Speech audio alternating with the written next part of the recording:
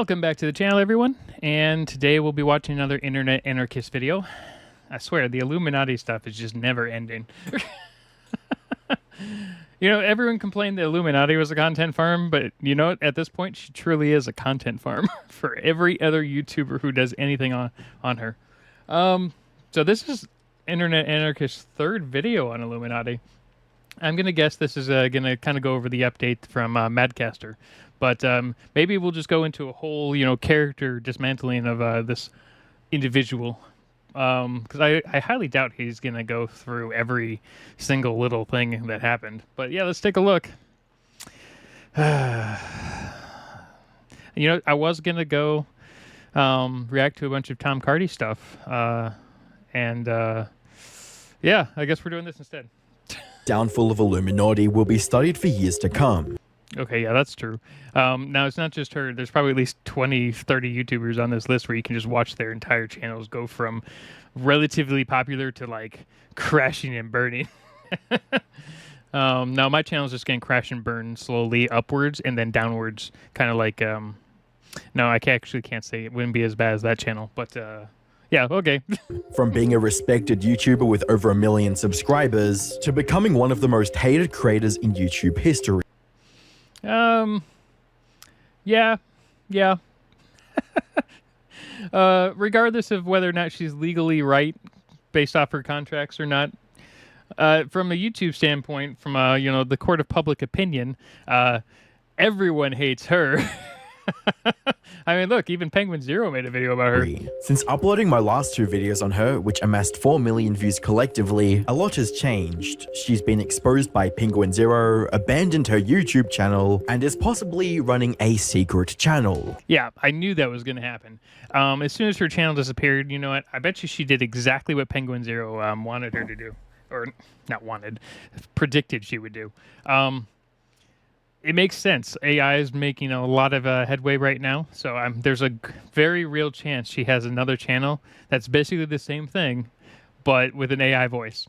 And it's probably already monetized. Hi, I'm the Internet Anarchist. I create weekly YouTube documentaries, and today we'll be looking into the aftermath and most recent updates surrounding iilluminaughtii, aka Blair. Up until March 2023, Blair enjoyed a successful career on YouTube, averaging roughly 8 million views per month and amassing over 1.7 million subscribers. Yeah, she's at like 10,000 views a day now, which I would kill for those numbers. So you guys need to keep yelling at me in the comments and pushing my garbage videos. In her prime. However, all came crumbling down when she began to show her true colors. After idiotically starting a drama with Legal Eagle over alleged stolen editing styles, viewers began to look deeper into her history, and what they found was morbid to say the least. The stain on her otherwise good image gave the confidence to others who were affected by her obsessive and manipulative behavior to speak out, with allegations ranging from... See, she's just a liar. I just am misinformed a lot of times. legal threats and attempts at censoring other creators to manipulating her employee into signing himself into debt with her. This would not only lead to me creating 2 videos breaking down the situation. I mean, yeah, we know you did 2 videos. I get situation, but also a video by the most popular YouTube commentator, Penguin Zero, who would eventually... Is Penguin Zero really a commentator? I mean, kinda. He uploads like 4-minute videos a day, but maybe that's why a lot of people like his videos, because they're rarely ever over 20 minutes. So people are like, yeah, I have an attention span for about 4 minutes. eventually create a video of his own to shed light on her problematic behavior and downfall. This is a video that is long overdue, but I still just feel the need to finally mention the iilluminaughtii situation. Throughout the video, Charlie would share her drama with Legal Eagle as well as cover her general downfall story. Never seen a channel go from as popular as she is to where she is now. I know it started when she accused Legal Eagle of plagiarizing her editing style, got biblically fucking clapped. I think the problem now is she has like 1.2 million subscribers, but I want to know how many of those are bot subscribers, because it looks like she might have been doing the same thing that r/slash was doing, if it was proven that he was sub-botting, which, I mean, fine, whatever. Anyone can do that, I guess. But you can just base it off of the daily views, because it looks like over 1 million subscribers are just dead subscribers, which is rare for that type of a channel. Even if a lot of people would just hate watch the channel, and it doesn't necessarily matter that that she hasn't uploaded. She's got enough content on there where it would generally be getting more views regardless. But found on for it. And then from there, a ton of people came forward revealing how toxic and mean she is behind the scenes. But other than that, I haven't dove into like the 5 or 6 hours worth of cumulative like trash she has done. Yeah, that list is huge. However, Charlie would also make one key prediction on the future of her career. I think iilluminaughtii will continue this trajectory for maybe 6 more months tops. After that, she's going to start another channel using an AI voice model in order. Yeah, I mean, I bet you she watched this video because she was definitely watching all the videos about her. And I bet you she watched this video and she's like, oh, that's a good idea. I need to completely run out the next like 20 videos just to, finish up sponsor deals, which is why she put out so many videos so quickly. So she put out that one video and then she put out like 20 videos within 2 weeks, which is crazy for her even. And I think that's why she put out those videos, because she had to fulfill sponsors. She couldn't just ignore them. And then after that, she just slowly cut them off. And then she's like, all right, now I'm going to start another channel because Penguin Zero gave me a perfect idea. In order to keep doing these same kind of videos but start fresh and hope people don't connect her to it. With Charlie's prediction in mind, let's take a look at what actually happened to her channel. From the moment Blair posted her widely criticized apology video, her channel began to deteriorate rapidly. Although the video was intended to address the controversy and clear her name, it was perceived as insincere and deflective. Yeah, that was a horrible video. I never watched it on my channel. Even though a lot of people want me to watch it, I have watched it myself, and that video was just all over the place. And it was just a blame game for her. But and while I may watch it as a little side thing, I don't know. Everyone's seen that video so often. Why would you want to see it again? Failing to address the core issues raised by her critics. This poor response significantly damaged her reputation, alienating a large portion of her audience who gave her the benefit of the doubt. And that's why her lawsuit is trying to capitalize on those losses. Despite attempting to maintain a regular upload schedule, her content quality and viewership were clearly in decline. Videos that once easily garnered 300,000 views struggled to break 30k, and the comment section of her videos became full of criticism. Yeah, the 25 to 30k videos are probably people who don't care about any of this, and they're just like, well, I just want to see how bad this business is. I don't care about any of the other drama. So that's where she was getting a lot of those views. Because a lot of people that went in the comment section paused the video before the first 30 seconds, and then that view doesn't really count. The comments count, though. Until she decided to turn off comments altogether. To make matters even worse, the dislike to like ratio on her videos further displayed what the YouTube community thought about her existing on the platform. Many of her remaining viewers watched out of curiosity. Okay, to be fair, not the majority of people don't have the downvote little add-on that you can download in your Chrome extension or whatever, your web browser extension or whatever. They don't have that. They can only see the upvotes. And yeah, while commentary channels, obviously we all have these things. We can see what everyone thinks of these videos. The majority of people on YouTube who watch these videos will never see these downvotes. Curiosity rather than genuine interest, waiting to see if she would address the ongoing criticism. However, on the 16th of February 2024, she published her final video, marking over 100 days since her last upload. Yeah, she basically just gave up on the channel. Numerous YouTubers have since speculated that Blair had finally abandoned her channel and left it in the dust, but that doesn't mean she's become inactive in other areas. Despite Blair destroying her career with her own actions, she still blames others for what happened, and currently seeks revenge by any means necessary. Thanks to the YouTuber Mad Catstar would get a glimpse of how far Blair was willing to go to get her revenge. Around December 2023, I still have Mad Catstar's name wrong on my video. Gosh dang it. Oh well, I'll fix that later.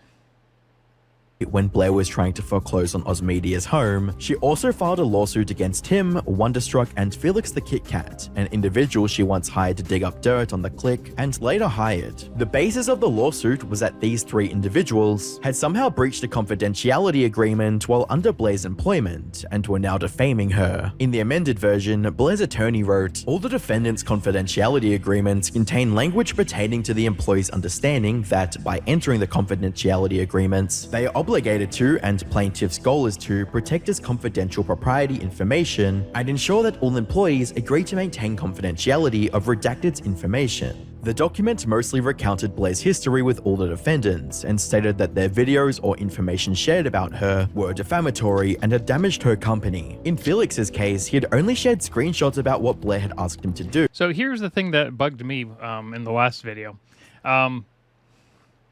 These screenshots, these themselves were probably breaking NDA, not the fact that they were, the original conversation took place in 2020 before Felix worked for Blair. The problem is he took the screenshots during or after when he worked for Blair, while after he signed the NDA. So the question is, which I think the reason that the lawsuit's still going through and wasn't dismissed was because the screenshot date time was after this. It doesn't matter that it was based off of this information. They're arguing the point that the fact that the screenshots themselves are the problem. But that was enough for Blair to maliciously sue him, with the document reading, "Regarding these messages, defendant Felix edited selectively picked messages to create the appearance that Miss Blair made statements that she did not. There were two major issues with Blair's claims here. One, the conversation in question was from 2020, a year before Felix..." I don't think that will matter though, in at least not to the judge. That the fact that the conversation took place before he was working there is probably irrelevant. That matters for a lot of YouTubers and how they think the law works, but that doesn't really matter in the court, because they're gonna be like, well, no, it's because these screenshots are the things that we're talking about. It doesn't matter what's in them.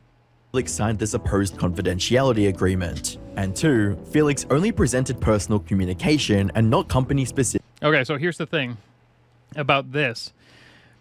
Was this conversation within the mod Discord? Because if Felix was a mod at this point, those moderator Discord chat logs could be considered part of Pyramid LLC. Even if he wasn't technically an employee, when he took the screenshots at a later date, he would have been an employee looking at, if there was a personal conversation, like in private chat, that'd be different. But if this was in mod chat, which might be, then Felix might have a problem. Civic information. Blair's lawsuit was built on weak arguments and relied on vague language to support her. Oh yeah, that's definitely true. On the weak arguments, she's relying on the fact that the judge probably has no idea how YouTube works. But the judge also may not care. The judge might be like, I don't care if it's YouTube. I'm just going to treat it like any other case. So, which seems to be the case, because that's why they're forcing the thing through, and why she was allowed to amend it multiple times. A good example of this was when Blair's lawyer referenced Wonderstruck's video on her, reading, "Defendant Wonderstruck created a 1 hour and 20-minute video with defendant Oz where both defendants make the following claims: that Miss Blair stole defendant Wonderstruck's car, that Miss Blair committed wage theft, when in reality, Blair simply deducted taxes out of his earnings, and other claims." Throughout Wonderstruck's video, he never mentioned that Blair stole anything from him, and only stated that she repossessed the car. To muddy the waters even further, Blair included words like quote and other claims unquote, which pointed out nothing specific, leaving things open for interpretation. Yeah, and that's why she was forced to amend it multiple times. A shady tactic that would come back to bite her down the line. For now, Oz would file a motion to dismiss Blair's lawsuit, and as you'd expect, it was very compelling. Reading, "Plaintiff's complaint fails to articulate the alleged defamatory statements made, precluding any finding that such statements are plausibly, provably false or defamatory. The amended complaint further fails to identify any confidential or proprietary information that was misused by defendant ozmedia. Plaintiff's entire amended complaint should be dismissed for failure to state a claim upon which relief may be granted." The document further debunked Blair's complaint by highlighting obvious issues, such as the majority of the facts. Too bad the judge only considered half of it useless, and still parts 3 and 9 are still on the table, being irrelevant to her claims of defamation, and the ones that had any relevance lacked substantial evidence to support them. In addition, Oz's lawyer stressed that Blair shouldn't be offered another chance to amend her complaints, since she already failed to do it before. What followed was a response from Blair's lawyer that basically reiterated irrelevant facts and further accused Oz of ruining her career, reading, "These false allegations have severely impacted plaintiff's reputation in the YouTube community. Plaintiffs were well-respected documentarians, a reputation which is waning if not all destroyed due to defendant Oz's action." Yeah, that was probably H Bomber Guy who really destroyed it, but she's not going to sue H Bomber Guy or the Click or One Topic because they're just not in the country, right? Even now, Blair refuses to take accountability for destroying her career or provide reasonable evidence to prove her erroneous claims. All she was doing was pointing fingers at her former friends and hoping the court would rule in her favor. Unfortunately for Blair, things weren't going to be that easy, as Oz's lawyer pointed out an outdated case law that her argument was built on. While the judge didn't act on Oz's motion to dismiss yet, they would acknowledge that Blair had failed to prove reasonable evidence to support her claims of defamation, and demanded that she would file a second amended complaint with sufficient evidence within 14 days. Reading, it is ordered, within 14 days, plaintiff may file a second amended complaint. All defamatory statements by all defendants shall be set out verbatim. You'd think with such leniency and clear instructions, Blair would get her act together and present a reasonable argument. But you'd be wrong.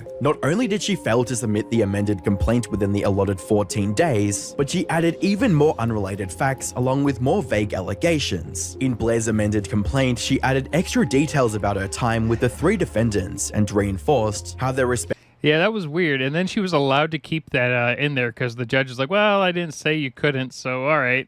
posts had damaged her online reputation. Regarding Oz, Blair claims that during her recovery from surgery, he convinced her to give him 6 months of mortgage payments upfront because the bank was going to foreclose on the house they were living in. But what makes things even stranger, Blair claimed she didn't remember any of this due to the painkillers she took post-surgery, but stated that her sister and her friend did remember, so Yeah, that's going to be a little weird. she went along with it. Blair later confronted Oz about the mortgage payments, claiming that Oz agreed to repay the money that was quote wrongfully coerced from her over 2 years. This was around the time that Oz found out she'd moved on to someone else, and Blair assumes that it motivated him to start a plot with Wonderstruck to ruin her career. Reading, Miss Blair is under the information and belief that it was around the time that all defendants began plotting to effectively ruin Miss Blair's business, reputation, and life. When referencing Yeah, that's a stretch. Oz's recent video on her, Blair asserts he made defamatory statements when he stated, "I even offered to work in a crypto farm for free to pay back the debt," to which Blair and her lawyer stated, quote, "These statements were defamatory because they were misrepresentations of the facts, which caused Miss Blair and Pyramid to be hated, ridiculed, shamed, and harmed plaintiff's business. These statements had the tendency to imply that Miss Blair engaged in financial coercion, causing some form of indentured servitude." All Blair was doing was recounting unrelated events and drawing correlation to the demise of her career without any solid proof. Sadly, this pattern would bleed into her statements about Wonderstruck and Felix. With Wonderstruck, Blair rehashed the issues they had over the car she leased to him and stated that after she took it back, he posted information and sparked outrage against her.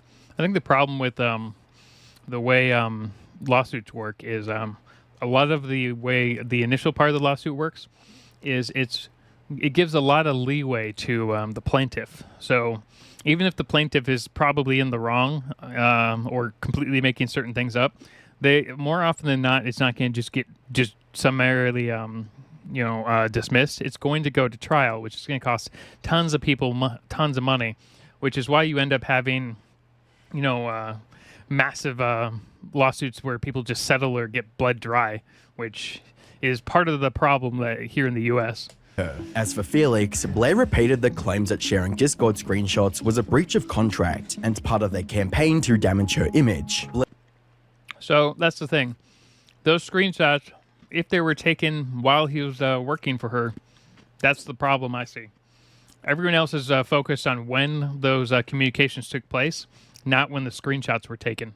They also accused Felix of making defamatory tweets when he said she uses the word retard in private. Reading, defendant Felix asserts that Miss Blair, though she publicly disapproves of the slur, uses it in private. This statement carries a defamatory meaning because it implies that Miss is both a hypocrite and a bigot.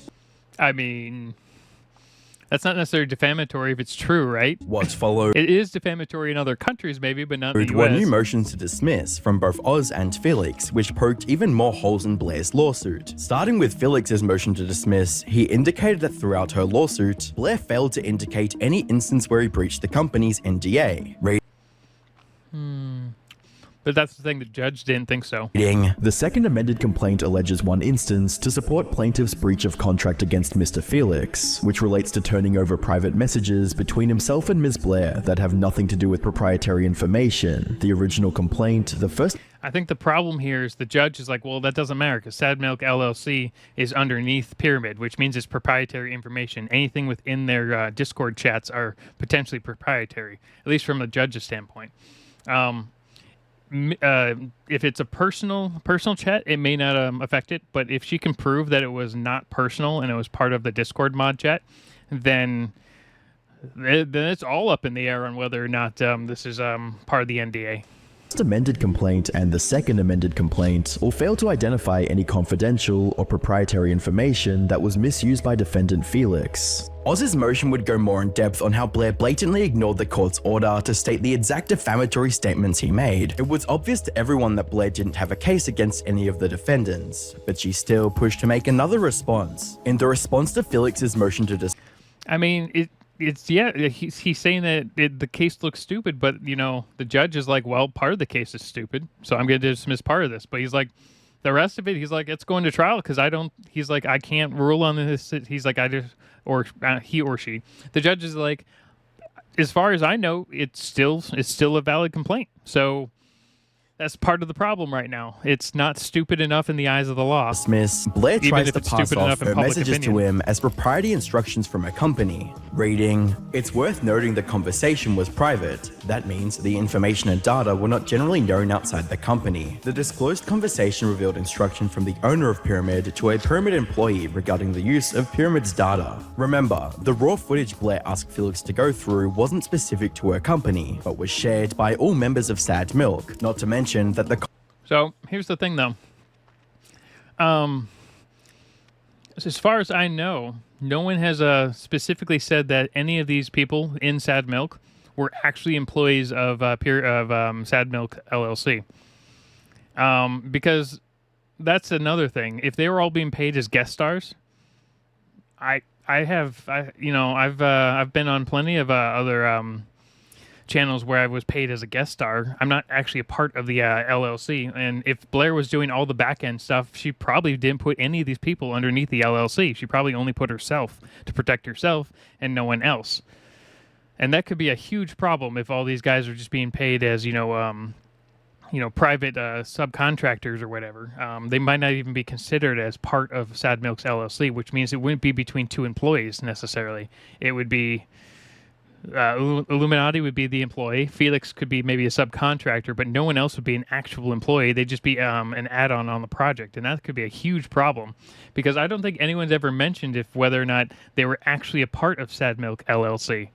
They said they were part of Sad Milk, but they may not have been part of the LLC, and that could be a problem. Conversation in question was long before he started working for Blair. In essence, Blair was trying to present a simple order as top secret company information to give her case some legs to stand on. Blair's arguments would only get more unreasonable when she addressed Oz's motion to dismiss. Yeah, I mean, they're definitely unreasonable arguments, but the judge says, like, yeah, it seems legit to me. All you have to do is look at the first few paragraphs. This case exists because plaintiff Blair began dating someone new, and her ex-boyfriend, defendant Oz, did not like it. Rather than respect her choices, defendant began a social media revenge campaign against her by publishing false and harmful statements about her and her once lucrative business. The only thing Yeah, that paragraph's a stretch. her lawyers got right was that her business was once lucrative. The current state of Blair's business is not because Oz or Wonderstruck wanted revenge, but instead due to her own thirst for vengeance. Even now, the entire case was nothing more than a petty ploy to shift the blame and grasp the straws of her dying YouTube channel. Blair was so dedicated to her path for revenge that she'd go as far as filing a restraining order against them. Back in March 2024, an anonymous Reddit user posted 3 leaked documents regarding Blair's lawsuit to r/iilluminaughtii. The documents included Oz's motion to dismiss along with 2 civil protection orders from Blair, one against Oz and one against Wonderstruck. The civil protection orders dated back to 2023 and alleged Blair had suffered, quote, stalking, domestic abuse, and physical assault, unquote. In one of the documents, Blair had accused Oz of weaponizing his audience against her, making defamatory statements against her, and worst of all, claiming that he would physically assault their dog, Casper. While Oz could put up with all the other other accusations, this was crossing the line. In a failed attempt at a restraining order back in June of last year, Blair is flat out lying and claiming I used to hit Jasper. Just food for thought. If I, God forbid, hurt Jasper, why would Blair be in tears at the end of her original video, stating that she would miss our friendship, and specifically, how much of a best friend I was to Casper? I've had to publicly bite my tongue on so many of the claims she's made in the legal system, but I can only take so much. Twisting facts, documents, and even her own words weren't. I mean, yeah, we're not saying that that's not true. I mean, she obviously does this all the time, but allegedly. But and not to mention, there's at least five apparent sock puppet accounts, probably more. Out of the question if it meant Blair could get some sense of revenge. Blair had previously used Oz and Casper's relationship to tug on viewers' heartstrings in her apology video. But now, she was using it to frame him as an abusive pet owner. Only time will tell what facts she'll pervert next in her bid for revenge. Blair's YouTube career is dead, and she killed it. However, that well, maybe, we'll see. hasn't stopped her from trying to bend the legal system to put the blame on someone else, filing one baseless claim after the other in an attempt to recuperate some of the revenue she rightfully lost. Unfortunately for her, the courts don't seem to be ruling in her favor, but it should be noted. That's not entirely true. Felix was basically just outright denied, so he has to go to court. There's nothing, there's like no way to stop that one at this point. So, and that's the one I'm actually worried about. Oz seems less of an issue for the defamation kind of part, but I don't know. The Felix one's really bugging me because I really want to know if Sad Milk was just an LLC with only her on it. I'm not a lawyer and do not have much knowledge in America's legal system. Oh God, I am no one does. No one has any idea how our legal system works. Not even people in the legal system. A smooth-brained YouTuber, so take everything I say with a grain of salt. Penguin Zero's theory on her running another YouTube channel with an AI voice is highly likely, as Blair Yeah, I would I'd bet money on that too. clearly knows how to get popular on YouTube, and if she kept her personality and drama starting away from the channel, she would likely still be successful and on her way to 2 million subscribers. Instead, she is wasting time and resources trying to sue and ruin the lives of her ex-employees. But I mean, she could be doing both. sadly for her, the only life she's going to end up ruining is her own. And Because it kind of sounds like she's just having her lawyers do stuff. She might not even be doing any of this other stuff herself. She might just be paying her lawyers to do it, and then starting a new channel. that's where I was expecting the video to end. However, on the 8th of June 2024, everything would change, as Blair would see a victory in court. Yep. As shared in Madcaster's video titled Big Lawsuit Victory for iilluminaughtii, the judge would deny Oz's anti-slap defense as he did not feel the statements were a public matter of interest, despite being made on YouTube. That's the thing that I think is, I think the anti-slap defense is specifically to public interest within Colorado, which is, I think that's part of the problem. I don't think, they also, when they consider public interest, I think they're talking about like local or state level. I don't think they're talking about like online in most cases. And it doesn't have to do with what's going on within the state on their anti-slap stuff. So I think that's part of it. Like, you know, if it's your local business is getting, trashed, and that's where it could kind of fall into place. But I don't think they consider an online YouTuber a local business, regardless of what it means. So I think that's part of the problem with how that stupid law works. The judge's decision came as a surprise to many, considering the public nature of the dispute and the widespread attention it garnered online. By denying Oz's anti-slap motion, the judge effectively allowed Blair's defamation claim to proceed. Yeah, I know. I understand why everyone's freaking out in the comment section, but I think they don't. The law itself and the state itself for these laws, they don't include YouTube, and they don't include most public forums online. They're really trying to include things like local news journalism and things like that. Anything that has to do with anything local, because once you add the internet, they're like, well, that's out of our jurisdiction. The internet is all over the place, so that's a little bit different. Giving her a small victory in the ongoing legal battle. Even more shockingly, the judge also allowed Blair to add a new claim for computer fraud. Yeah, that was a little weird. In the second amended complaint, despite the fact that this was beyond the scope of what the court had. To be fair, the judge said that was their own fault by saying that they didn't make a stipulation on that they couldn't do it. So you can blame the judge specifically for that one because they're like, well, I didn't say you couldn't.